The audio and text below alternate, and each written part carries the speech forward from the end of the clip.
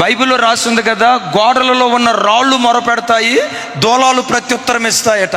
ఒక్కొక్క రాయి నేను గూర్చి చెప్పాలి. ఏమైనా తెలుసు? అదిగదిగదిగో ఆ రత్న, ఆ తల్లి, ఆ రత్నమ్మ ఈ గోడ కట్టేటప్పుడు ఇటుకలు మోసిందయ్యా. నర్సింగ్ ఎవరో నా పరిచర్య కొరకు ప్రాణం పెట్టినోడయ్యా. గోడలు మొరపెట్టాలి. ఈ తల్లి ఉందే, ప్రతి వారంలో ఒక్కరోజు వచ్చి నా సన్నిధిలో మోకరిస్తుంది. గోడలారా నీకెట్లా తెలుసు?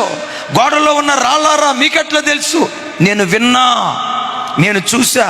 మీరు అనొచ్చు, రాళ్ళు వింటాయా? రాళ్ళు మొరపెడతాయా? అరే బైబిల్లో రాయబడింది కదా సార్, గోడలో ఉన్న రాళ్ళు మొరపెడతాయట.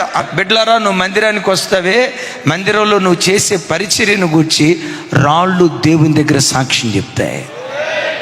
ఈ కుటుంబం ఉందే, మందిరం కట్టేటప్పుడు 10 లక్షల రూపాయలు కానికిచ్చిందయ్యా. ఆ బిడ్డ నా మందిరం కట్టేటప్పుడు కాయ కష్టం చేశాడు.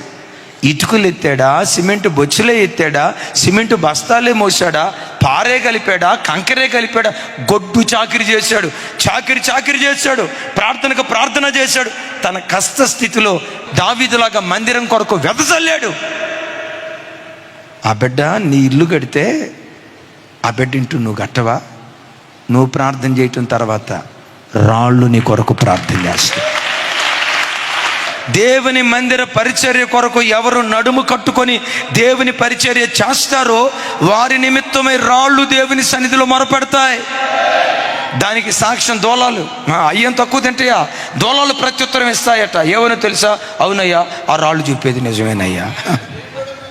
బిడ్డలారు, ఒక మాట చెప్పంటారా? అనారోగ్యంలో ఉండి కూడా మందిరానికి వచ్చి ప్రార్థన చేశారే, రాబో సంవత్సరం అంతా ఈ మందిరంలో గోడల్లో ఉన్న రాళ్ళు మిమ్మల్ని గూర్చి మొరపెట్టబోతున్నాయి. 21 దినాలు మీరు మొరపెట్టారు కదా, ఇక మీదట మీ విషయమై రాళ్ళు మొరపెట్టబోతున్నాయి. దూలాలు దానికి ప్రత్యుత్తరం ఇవ్వబోతున్నాయి. ఈ 21 రోజులు మనం ప్రార్థన చేస్తే రాగల 344 రోజులు ఈ గోడల్లో ఉన్న రాళ్ళు నీ కొరకు మన పెడతాయి. దూలాలు నువ్వు ఎంట్రన్స్లో వస్తావే, ఆ గొమ్ము నిన్ను గూర్చి సాక్ష్యం చెప్పడం ప్రారంభిస్తుంది. అందుకని ప్రతి బిడ్డ, అయ్యలారా కుటుంబాలను ప్రేమించండి. అవసరం మీ కుటుంబం కంటే, చివరికి మీ ప్రాణం కంటే దేవుడు మీకు ఇచ్చిన ఈ అపోస్తుల పరిచర్యను మరి ఎక్కువగా ప్రేమించండి.